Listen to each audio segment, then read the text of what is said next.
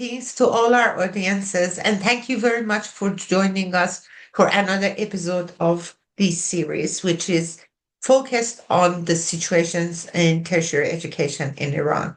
This program is supported and broadcasted by the international community of Iranian academics. We believe it's essential to document and preserve what is happening in universities in Iran and to raise global awareness about the mass injustice and violation of human rights that is taking place as we record this program and has been going on for the last 47 years in Iran.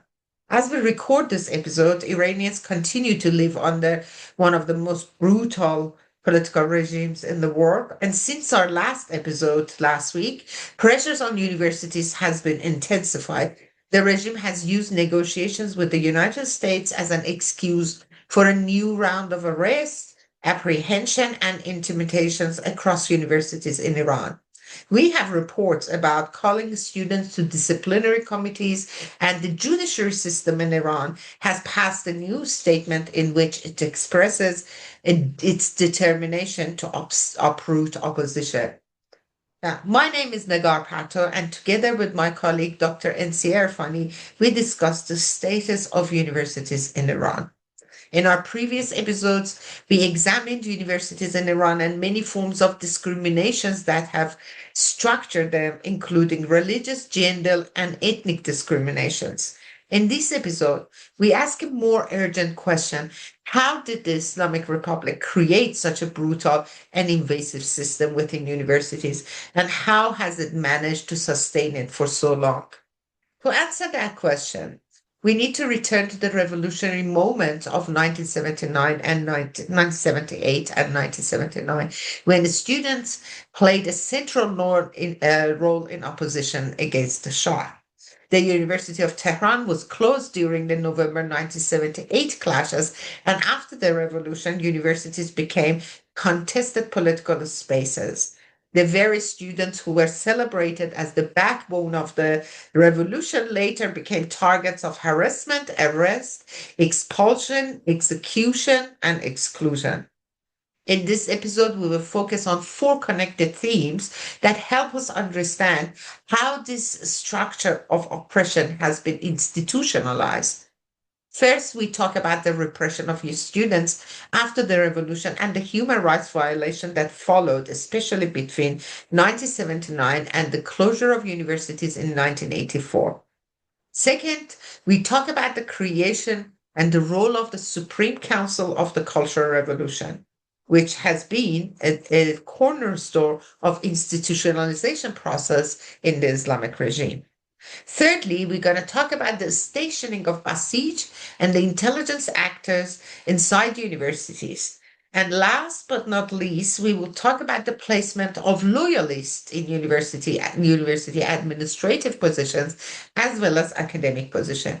Each of these mechanisms help transform universities from spaces of debate and autonomy into spaces of control and domination. Without further ado, we're going to start talking about how did the revolution role of students in 1978 and 1979 actually shape the Islamic Republic's attitude towards the university. So, NCA, very welcome to another episode. Can we start thinking about 1978 and 1979 and how was the Islamic Republic started to control and dominate universities? Thanks a lot, Nagar, and thanks to audiences for listening this other episode that we are talking about the situation of the Iran and especially focusing on the higher education under the Islamic Republic of Iran. Actually, I should just mention that, according to all the revolutions that happen all around the world, we know that the intelligent people and also the elites of the society, especially the universities, are really on the front row of all of the changes that happens in many, many countries. So Iran also in those days, in 1978, that you could see the more signs of the revolution in the country, that we now call it a revolution, but to be honest, it was a really chaotic situation because none of the revolutions really happened that fast in a situation that happened in Iran in 1979. But the point is that the students and sometimes even those days, some faculty members are really active those days, especially many of them that they had a chance, under the time of the Shah to be able to to travel and also to study in the universities all around the world, especially in the US and Europe. So they really realize that, there is also another world outside of Iran. And then they always try to compare the West with the situation of the Iran, especially in the case of the human rights and all this stuff, economical progress, cultural progress, and all this stuff. But none of them, they really realize that, you cannot really compare Iran under a really dictatorship, even those days, with a democratic country. So they were really expecting to change the environment, that they were really thinking that it is really, really critical situation for them. But the point is that at least country running very well economically, and apart from the, elite group of the people, writers, students, faculty members, the other rest of the public, they were really, somehow happy with the situation of the Shah. But the point is that, unfortunately, they put too much pressure on the regime. So we realized that, that's what happened at that time. That leads to the country, to the Islamic Republic that we are facing right now. The point is that, as we mentioned, the students and the faculty members and the university was always in the front line of all these activities.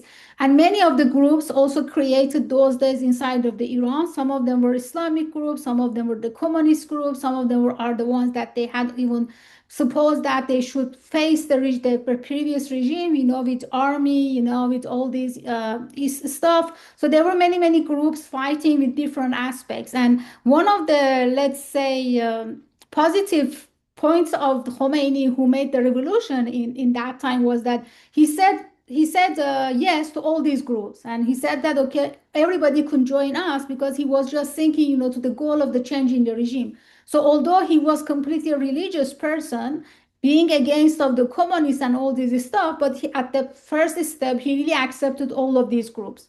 But the point is that when the revolution happened, and then they realized, okay, now they don't really need these groups, especially the ones that they were in the universities. I could really say that the groups of the clerics, including, the people that they were around Khomeini and the other ones that they lead to this revolution, the religious side, they made it, they betrayed the other ones. They supported, the collapse of the previous regime, and helping to give power to the Islamic people. Although none of them really believed that the Islamic gurus will get a power. They were just thinking that maybe Khomeini will gonna be leading, the revolution. And after that, he will just step down and just going, to the religious activities, just being, the religious symbol of the country, and not just going to politics. But unfortunately, that was not the fact that happened. And they really realized that they try to clean up with their own narrative, to clean up the universities by all these groups that they supported them. And one of the steps that they have done is that, they closed the universities for 3 years, and the cultural revolution happened in Iran. And it's continuing. And you are mentioned about the Council of the Cultural Revolution in Iran, that after 45 years, they are still have a power, and they are still ruling the rules of the universities in Iran. Yeah, as you mentioned, students were really central actors. They mobilized, they protested, they had all this political imagination of an Islamic state, of a secular state. We had Maoists and communists and liberals, and everybody was, and even Mujahideen, which at the time were religious communist groups. Anyway, so university also provided them with a huge network and a visibility. They could operate across Iran in different campuses. I think that power became very threatening to the Islamic Republic, because the student movement that could help topple a monarchy with all that power could also challenge a revolutionary state. So I think that was why that the repression of universities started very early. I think the Cultural Revolution report you mentioned about them, they note that from spring of 1980, so it's like only 2 years after the success of the revolution, the government closed universities first for a year and a half, then banned thousands of students, expelled hundreds of professors and the students that they found incompatible with the revolutionary norms. And it also, I was reading in the report that it had described violent clashes at the University of Tehran, Tabriz, Mashhad, Shiraz. Ahvaz, Islam Balochistan, and other campuses where the Islamic students would attack secular students, and it actually resulted in deaths and injuries. I think an example I was reading about was the closure of University of Tabriz in April of 1980s, where there were clashes around the university, and then there was a subsequent occupation by pro-regime groups, and there was a broader campaign to purge dissents from campuses. And then soon after that, there was in University of Tehran, there were a series of clashes on April 21 of 1980s, and it left 3 people dead, more than 300 injured. So it's kind of repression. Student repression was not an abstract policy, as you mentioned. It was implemented through violence and institutional closure. They practically closed everything. And so let's talk about the Supreme Council of the Cultural Revolution, or شورای عالی انقلاب فرهنگی in Farsi.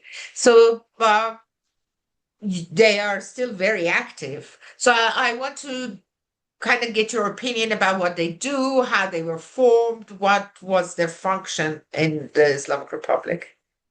Yeah, actually, before the revolution, I could just say that, as you mentioned, the regime of the Islamic Republic was really get worried about the universities, not just because the students were really young and they were always active. One of the reasons was that the universities has their own community. And they were really worried about this community. They had their own newsletters, they had their own tribune, they had all their own campaigns. So that really worried, the Islamic Republic. And as I mentioned, they were really young, they were really active, they realized that they're part of the revolution. So they should have their own, property and their own benefits from the revolution that happened in Iran. But that we always know that the religious and the clerics people, especially Khomeini, because we realized it later on that they are completely against the Western, culture, whatever it is, that universities also is part of this Western culture. And even before the revolution, Khomeini criticized the University of Iran, that is the higher education system of Iran, several times. But the point is that, that one of the points of the Khomeini was that he could, try to combine the other ideas also together, to make them as a community to support his idea. Nobody really believed that he will, changing like that, trying to even closing the university. So when we are going back right now in the history, we really realize that, he was against the universities, he was against the higher education system that you already have, especially that the universities were the first place that women and men were mixed up, so they didn't really want that. And also the university was the places that gives power to the women to be educated, and after that looking for the jobs and all this stuff. So we know that clerics, the religious people under the Islamic rules, they are completely against of all these things. So when that revolution happened, what the other worries also was that although they had this kind of the ideology in their background, they were also worried that okay, what they should do with all this critical mass of the people that they supported the regime. So that they just trying to put them a label that you are a communist, you are part of the groups that you are not supporting Islam, and the main goal was to changing these Western university to somehow the Islamic ruled universities. So with that idea, they started something as a cultural revolution. And with my own knowledge, I could just say that only China and Iran had this cultural revolution. Of course, in China, it was a completely different concept. It was under the idea of the communists, but inside of the Iran, it was under the idea of the Islamic, making the universities being ruled by the laws of the Islam, even changing the university concept, the lectures, the faculty members that they have been hired, and also the students. So how they could really do that? The Khomeini made a lecture, and he said that we should make our universities, to be corresponding to our own revolution. So these universities are not adopting our revolution. So what we should do, we should make it a cultural revolution. So they started in 1980, as you mentioned, in April 1980. The first university that have been attacked was the University of Tabriz. Several have been killed there. We don't really know the number, and even the names have not been really released very well. So many of the people have been also injured. And the main consequence was that the universities were completely shut down. Although the number of the universities in Iran was not that high, but we had a really major university in really major cities. So the universities shut down, and then they try to make a council to realize that how they can make these universities under the rule of Islam. So they need to make a council to make that, and they called it the Supreme Council of Cultural Revolution, that which exists right now. Imagine that after 45 years, this council still exists, and the person who is leading this council for several times, he was one of the really extreme clerics. Even right now, the person who is leading this organization is one of the really extreme clerics, although the whole council is under the rule of the Islamic Republic, and also the president is running this organization, and the minister of the science, technology of Iran, and also the minister of the health and medical sciences are also part of this council. But the point is that the ideology of the regime is so dominant in this council that the scientific points are completely disappeared from that. So these are the ones that they are really leading and ruling the universities. With many aspects that we are seeing right now, especially the disciplinary groups in the universities, and also the office of the supreme leader, that all of the universities of Iran, even the really small ones, they have the office for the supreme leader, that they are really controlling everything inside of the universities, which I'm not really sure that, even in the dictatorship countries, you cannot really find office of dictator in each university. But in Iran, all of the universities have the office of the supreme leader, the office of the dictator, and also his representative in all the universities, that they participate in all the committees and in all the meetings, that they are trying to find to make the policies of the universities in specific university, and also in general the Supreme Council are making the scientific policy of the country. Yeah, it's very interesting you mentioned about this purge. So this purge that happened in early years of the revolution was not only to say that, oh, thank you very much, you are not Islamic enough, but it actually followed up by huge arrests. There were thousands and thousands of students were arrested under different titles. They were tortured. There are accounts of the tortures that have been published by many of them who survived, and the council, they have put quite a lot of complaints to the United Nations, to International Court of Justice, for retribution, for acknowledgement of their suffering, and for understanding how they can get justice. The Supreme Council of the Cultural Revolution, it was actually established to institutionalize control over education and also create a new culture, as you mentioned. I remember in 1980s, there was the slogans in front of universities that says, university is a factory for building humans. And there was even like a clockwork image attached to this slogan, which meant that we were the one who create this ideology. The hope was to create generations of revolutionaries in order to create an Islamic society. So the purge was a violent purge. And I think to a degree that Islamization process and progress that they started was started by, as you mentioned, of course, the woman's subjugation to the rule of hijab and compulsory hijab, banned them from studies. So they couldn't be judges, they couldn't be a firefighter, they couldn't be a pilot for a very long time. So I think it was in 1985 that the Council of the Cultural Revolution actually created a regulatory code that set like moral criteria they called for university applicants. And they made them to be politically and religiously screened. I think later on it was loosened a little bit, but the council later expanded its scope to include women's employment policy. Then they talk about curriculums. They help build the state's political filtering system. And a concrete example of this, which I was reading in 1980s, was the backup check system for university applicants. So you wanted to go and study mathematics, but your name was what would be piled in a file with draw-on information from Ministry of Education, Ministry of Intelligence, the Revolutionary Prosecutor's Office, the General Prosecutor's Office, and exam investigation bodies.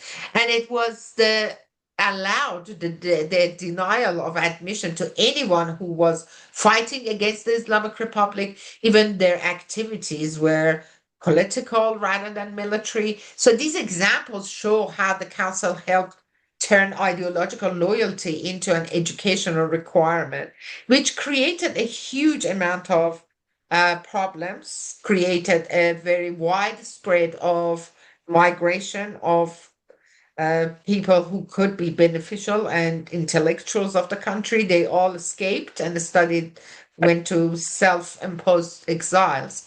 But you mentioned something about this office of the jurisprudential leader or the leadership office, which is still exists in all universities.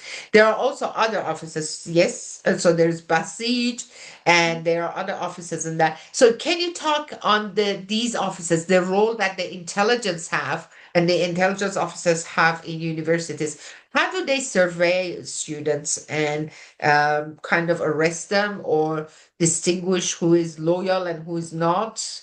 What is the system?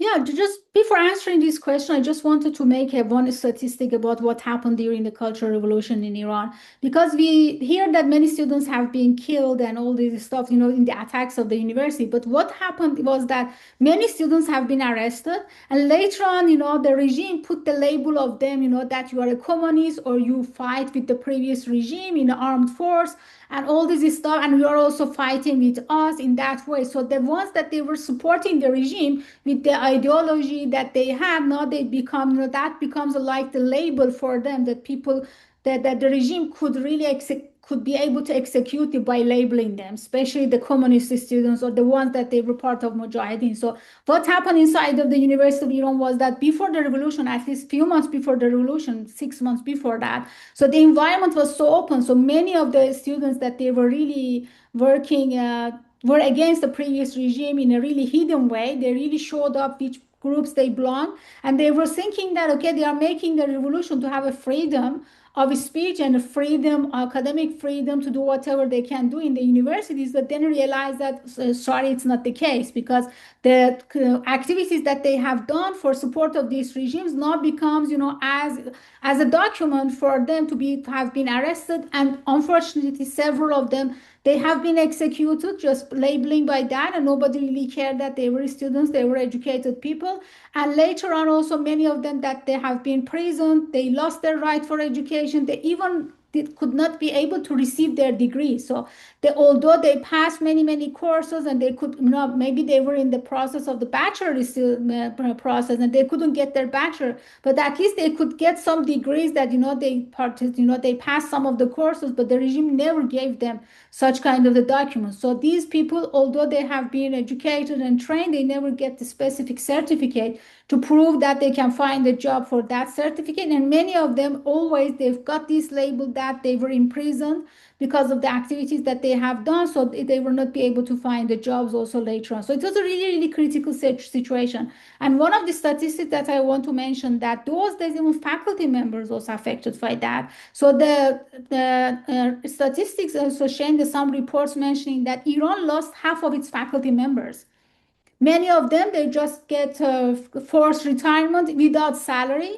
Even the regime, by putting the pressure on them, they really cut the salaries as well. So imagine that half of the faculty members of a country just being, disappeared from the scientific society, from the research and from teaching and all this stuff. And some of the lectures, some of the courses, like the courses related to social sciences, so related to the literature, related to the religious concepts, they completely disappeared from the University of Iran, because they were the ones that they really critics. And even now also we see that the social sciences is still under the pressure. So the situation was really critical. Coming back to the groups that they also made it up, as I mentioned, the clerics were always against the intelligence.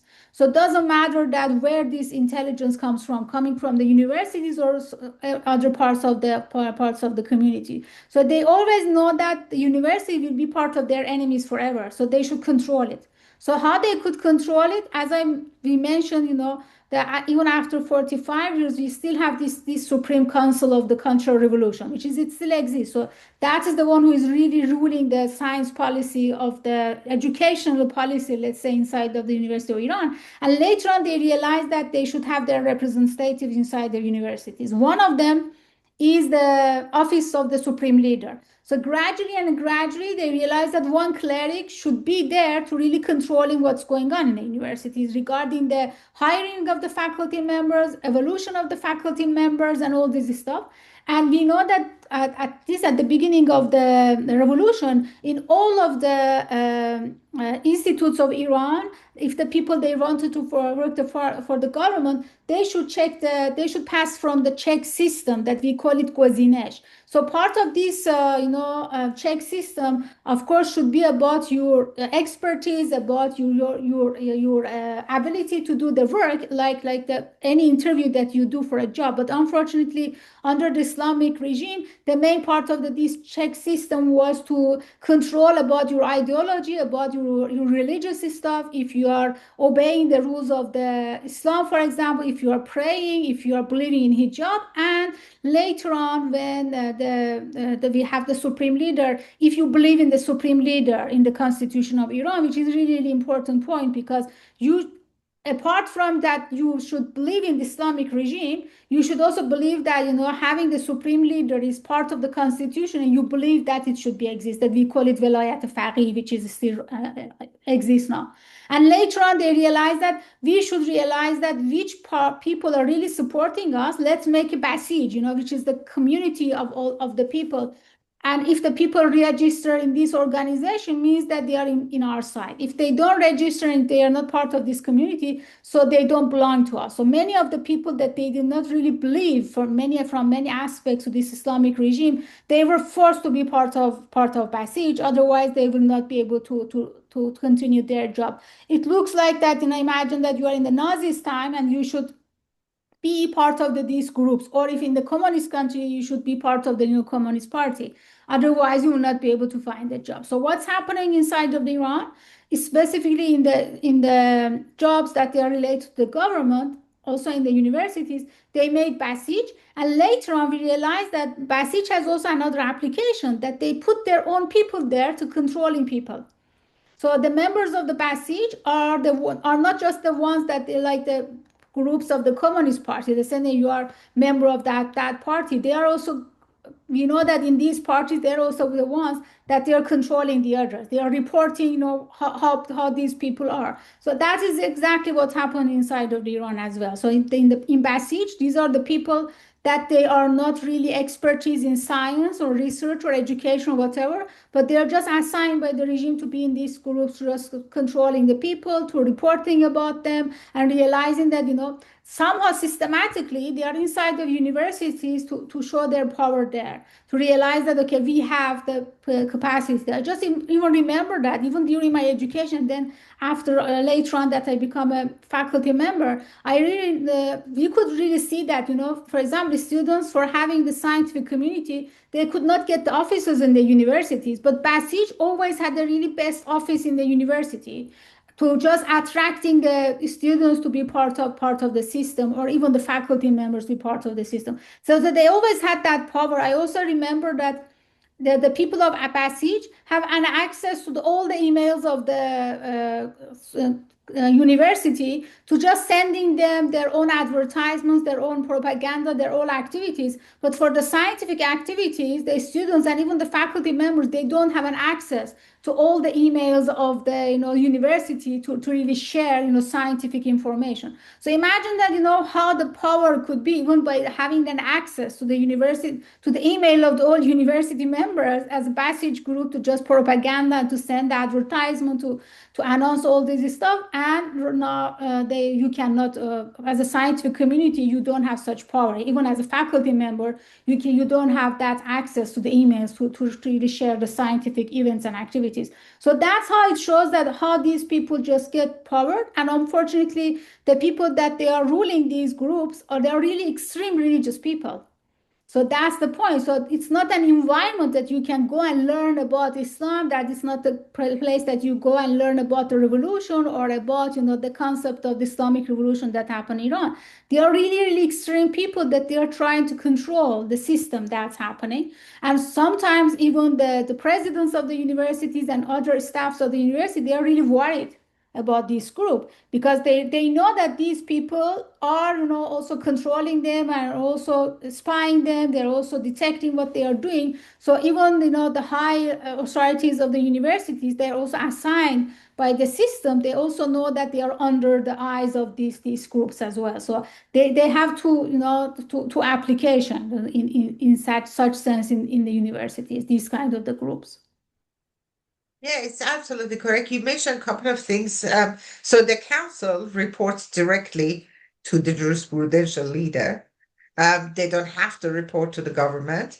They get budget from the government, but they don't have to report to the government. So the transparency of the council is always an issue. We don't know how they make decisions. It's always a decision within the council. Minutes, reports are always been rigged, and so there's no transparency. And the reason that this happened was partly because the Islamic Republic has always gave a lot of power to the people who were civilians and revolutionaries, even some powers that were above legal institutions. And they call it enjoying the good and forbidding the wrong, Amr bil Ma'ruf and Nahy az Munkar. Many times, even now, they have publicly encouraged the revolutionaries, they call them, to take the matters in their own hand and correct the wrongs they see or anything that is not compatible with Islam. So a part of this problem became part that the revolutionaries in universities got a lot of executive power and a lot of legal power. You mentioned something about the president. So the existing president of Iran, Pezeshkian, who in one of his interviews when he became a candidate for presidency, he said that during his time to be a student in University of Tabriz, there was still no real or legal or the order from Tehran or from the local government system for women to wear hijab. But he and a group of his friends who were revolutionaries, they would stand in front of the university and would not let women who didn't have hijab to enter the campus. So it was always the revolutionaries that created. You mentioned something about Basijis, and these kind of culture that they created in universities created Basijis and intelligence actors who have been used to make surveillance as a routine part of campus life. So to campuses, you know that you have been checked and reported. Human Rights Commissions always report. University disciplinary committees, they are spearheading even now the crackdowns on students and professors, and universities are officials often, as you mentioned, Nancy, work as an extension of the Islamic Republic's repression. So they report students, they report academics who disagree with them, and that creates the culture, a very corrupt culture that they compete. All of these groups compete over closeness to the jurisprudential leader or the leadership office to get better budget. And for that, they not only do intelligence operations in the universities against the students, but they also spy on each other. So, for example, I remember in 2022, there was a report by the Council of Human Rights came out that said 720 students were arrested, and the university's official had imposed suspension, expulsion, and bans on campus access. So even without any legal system. So I think the presence of Basij units, it's also it shows that how they monitor every student from the entrance. So they stand on entrance gates, whether for hijab or woman, or they just check students. The registration halls, they're a part of it. They always have to say yes and approve to registrations for each term. They are in offices, they are in campus locations. They monitor students and try to control it. They even they I read about one tactics they used when they were greeting new students with sweets, and they followed them through registration, and then they wanted to see how they are and how they behave. I think what you mentioned, Ncia, about where the chancellor and security head were accused of harassing women over hijab and disciplining a student, was also happened in Art University in Tehran in 2023, which resulted in a huge demonstration against these behaviors. And of course, I think there was another example in Tabriz Medical Science Universities where students were suspended and banished to other cities after peaceful protests that they had in universities. Um, these examples shows that the control works through formal committees, which are Basij and the Office of the Leadership, and even mosques in universities and different, but it also through the security presence informally as the form of loyalists. But we talked about loyalists, and one of these problems we had in Syria was started as the result of war as well, the Iran-Iraq war. So very rightly so, during the war, there was a quota dedicated to children of those who were killed in the war or they were suffering as the result of being harmed during the war. And this quota, while was very helpful for many, it also created a very corrupt system where many of them were later on employed either by the intelligence systems or by universities as academics, but not necessarily for the merits, but because of their loyalties. And they now have, some of them have very, very strong and powerful positions within tertiary education in Iran. So how do you see these operating together?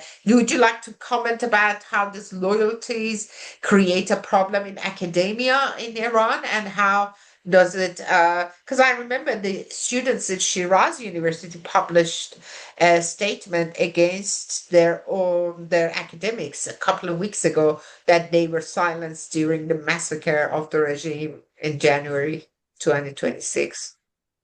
Yeah, all of these stuffs, could be covered under the system, that the corrupted system in Iran, because it should be really clarified that in Iran, for entering the university, you should pass an entrance exam. So there is also filter before entering to the universities. For example, in Iran, Baha'is are not allowed to enter to the university. So since they are not really part of the religion that the regime of the Iran really believe in that, so Baha'i people are not really allowed to even pass, to even participate in that entrance exam.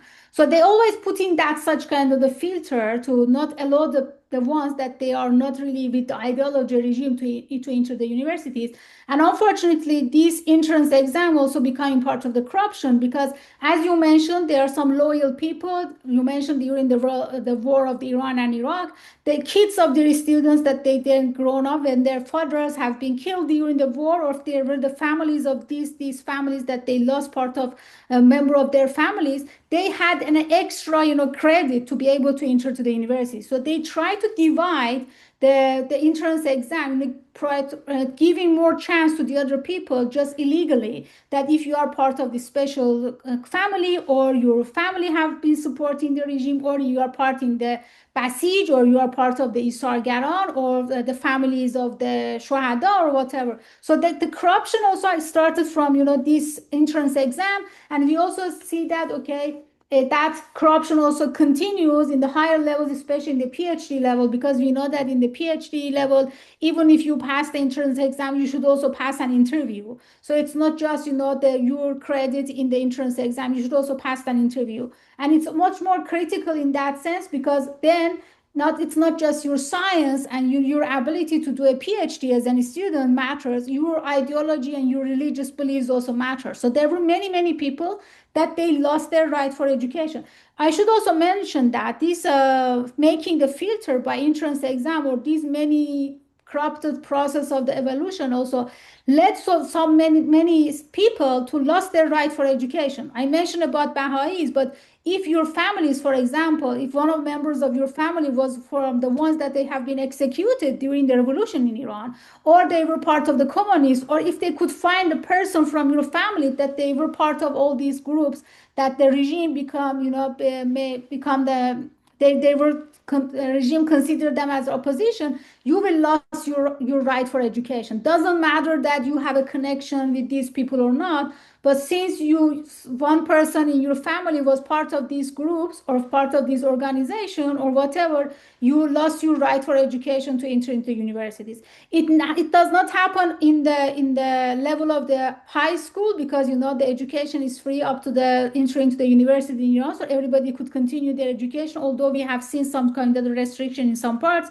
But when it comes to the university, since there is an entrance exam, so they did not even allow you to enter the university. So the regime try to make many filters for these people, and the ones that they're also passing these filters to entering to the university, to go into the higher level of education, to getting their PhD, and then they're applying for the faculty positions. There is a really big barrier there, that we call it the evolution, that the evaluation of these faculty members coming from this Supreme Council that we mentioned about it, that exists in all the universities. So in Iran, if you want to become a faculty member, there is three categories that you should pass it. One of them, of course, is the scientific background, that you should have it. The other one is about your teaching background, that you should fulfill it. And the other one is a cultural background, that you should have it. So at each university, if you want to go from the assistant professors to the associate professor and to full professor, you should get the credits for the cultural activities that you have done in the university. When I'm talking about cultural activities, it's really misunderstanding from the community or from the audiences, because they are saying that, okay, if it's culture, it's really good. So maybe this means that I should do outreach activities, I should go to the public, I should, spread science and my research sharing with public. No, it's not the case. So you should participate in some specific courses and in some specific lectures is about the ideology of the regime. And these are mandatories. Some of the courses are related to the religious part of the regime. Some of them are related to the ideological part of the regime.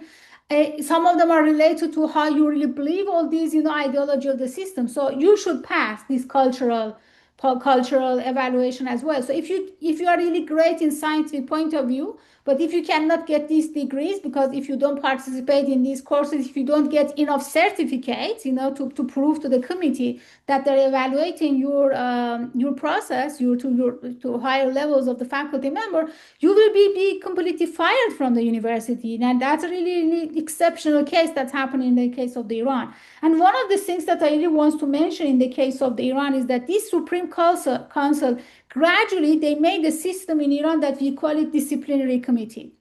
So this disciplinary committee, or committee Zabati, is a committee that they got the executive power to evaluate the students and also the faculty members if they have done protests or if they were against of the regime. Especially in the case of the students, we really see that gradually these committees, they got the power to fire the students, to kick them out from the higher educational system. So these days, especially after the massacre that happened in January, although we are not receiving that much information from the University of Iran because the universities are still closed, but the point is that even some of the students that they have done some of the activities, we see that the structure has completely changed, because after the Women, Life, Freedom Revolution in Iran, although around 1,000 students, have been detained, so many of them, they lost their right for education for several semesters, but this disciplinary committee, they didn't have power to kick out the students completely from the university system. They just had the power to suspend the students for a few semesters. And even some faculty members, saying that since you did such kind of the activities, then you are not allowed, for example, to use some of the services of the campus. For example, you cannot use the dormitory, you cannot use, the food and all this kind of stuff, putting some pressure on the students. But they had just that power. But recently we realized that this disciplinary committee, they even find the right to kick out the universities from higher education system just because of the political activities that they have done. So before, these students, they were introduced by disciplinary committee to the Ministry of the Higher Education, Ministry of the Science, Research and Technology, and Ministry of the Medical Sciences. And after that, if this issue was really serious, they bring them to the court. So many of the students that they have been detained, that they have been arrested, and they go to the prison, they got the court order that they should go to the prison. But now we are saying that this disciplinary committee getting more power. So they are just have the power to kick out the students from the universities, and nobody really knows that who gave the power to these people and where are the rules. Because when you go to the court, at least there are some rules that somebody should follow that. But in the case of the disciplinary committee, nobody really knows that where these rules comes from and for what activity that you have done, which is part of your freedom of expression, academic freedom, why you should be completely losing your right for education. So this is one of the really critical things that happening inside the University of Iran right now. And unfortunately, since the system is really closed, we don't really know that what is really happening inside of these committees, because students, they don't even share what happened in the process because because of the internet shutdown and all this stuff. And also these students are really threatening a lot by their families. And one of the punishments that also these students, that they have lost their right for education, they are receiving, is that they are even losing their right for leaving country. So even if they find a position abroad, they are not allowed to leave the country. So their passports are suspended, or they lost their right for leaving the country. So they cannot pass the borders legally by their own passport. So putting too many pressures, this disciplinary committee, that it seems that they are just getting more power, and nobody really knows that who is giving the power to these people. It's exactly somehow, it looks like the second cultural revolution that happened inside the University of Iran, because as you mentioned, for example, the present president of Iran, Pezeshkian, who is really proud, saying that, okay, I was one of these revolutionaries that try to change the rules of the universities those days, because he was studying the medical school, and they said that, okay, we should separate women and men are not allowed to treating women anymore women after the revolution. Imagine that, how the ideology comes from, that men are not allowed to treating women as a doctor. How the ideology could be really extreme. And then the women, if they do not wear the hijab, they are not allowed to enter the universities under his rule. That's happening inside of the University of Iran. And it looks that this cultural revolution is happening again, repeating again in Iran, because we are seeing the same process, that universities or even individual people, they are getting the power to do whatever they want to do, and nobody really be able to follow that what's going on. So for me, it looks like a really second cultural revolution that happening inside of the University of Iran, unfortunately. Yeah, in fact, you're absolutely correct. In fact, under Pezeshkian, the situations in universities have worsened because now there is war, there is treason accusations, there is like all sorts of different controls. But I also wanted to mention something in just support of what you say, but also complementing what you said about corruption in universities. So because they want to sustain control, they place loyalists in administration position and in academic position. So that means that university governance is no longer neutral. One of the things that the international community of Iranian academics are advocating for is that no political regime should have the right to ban students from education. Education rights should be a right that everybody has and should be in the constitution of Iran. But this has become a tool and an arm against so many students and so many academics who can never talk because of these pressures over them. But there also another uh, aspect to this, which is a matter of serious concern for me. And it's because many of these loyalists who are not in the position, if they do something which violates the rule or the code of conducts of teaching, global code of conducts, including, for example, sexual harassment of students, asking demands, bribing, or any other unwanted demands from students. These are not reported. And in fact, if they were ever reported, they were never addressed by the university committees because the universities now are functioning based on network and relationship rather than based on merits and ethics. So because of that, they become for them, for leadership, the posts in the universities and academic posts, they're always tool for enforcement, especially when they are the administrators are selected for political reliability rather than academic independence. So university leadership shares the state's priorities, and because of that, discipline can be applied internally, or they hope so, without the need for constant visible force. So you don't have to take military forces to universities, you actually militarize universities. And that's what they have done. So universities are this nest of intelligence operators and officials who spy on the students, and they constantly want to purge students, and then they are very much connected to the Ministry of Justice and the judiciary system, which means that they are part of it. We were talking about the leaders of the Islamic Republic, the Mr. Ghalibaf, who is now the head negotiator for Iran's. And it kind of leads the more lenient factions of the Islamic Republic globally. In his speeches many times showed that expressed that in 1997 when universities dormitories were clashing with the government at the time, they had peaceful demonstrations. He was one of them who actually sat in and became a part of Basij Force, who physically harmed students to go back to a dormitory and stop their peaceful protest. So it's kind of seems that they are actively both revolutionaries and the administrative side of universities are actively carrying out the crackdown, and because of that, they try to make universities as self-policing with, as you mentioned, disciplinary committees, security officers, and administrations who collaborate to suppress dissent. So, in fact, what we wanted to show you in this episode is that the Islamic Republic built a layered system, ideological institutions such as the Supreme Council of the Revolution.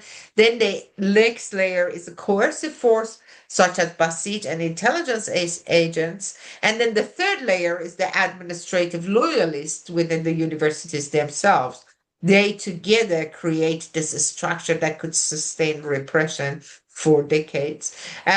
Now, I'm sure, NC, you and I will have another episode about the system, because now we just introduced some of these elements of the system, but how they function together and they create this corrupt structure need a little bit more expanding of our discussion. But would you like to add any comments, any points before we close the session today?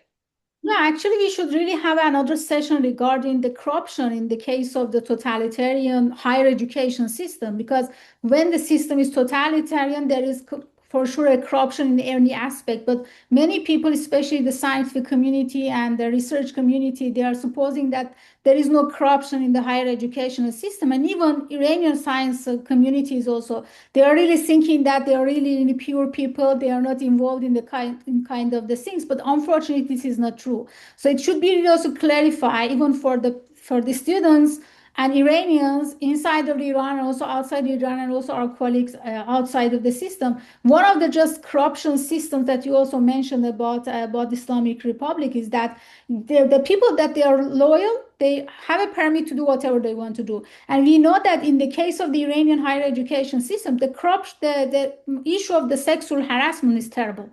And many of these kind of the harassment is coming from the ones that they have a loyalty to the system. So they have a right to do whatever they want to do. So they're never being questioned about the activities that they have done. And one of the other corruptions that's happened also is also affecting the higher education in the outside of Iran is that the regime of the Iran try also to define some fellowship and specific scholarship for the loyal people to bring them, to send them outside of the country, not just to be educated and really learn about the new science and new technology and all this progress in science, just because these people are going to spying and also detecting the students and also the other activities that's happening outside of the universities, outside of the country. So even the students, Iranian students, that they got a scholarship from the foreign countries and they doing their education there, they're always cautious about the people that they got the fellowship and scholarships from the regime of Iran, because they know that these days, you never receive such kind of the fellowships just because of your scientific background. You just receive it because of your loyalty to the system, or just, these are the ones that they never have any talent to be a scientist, but they are just receiving such kind of fellowships to go outside just to controlling, or in many cases we hear that they are also somehow penetrating to the scientific and also research ecosystem of the other countries to really learning the new technologies to really bring it to the government for their military issues or for the nuclear issues.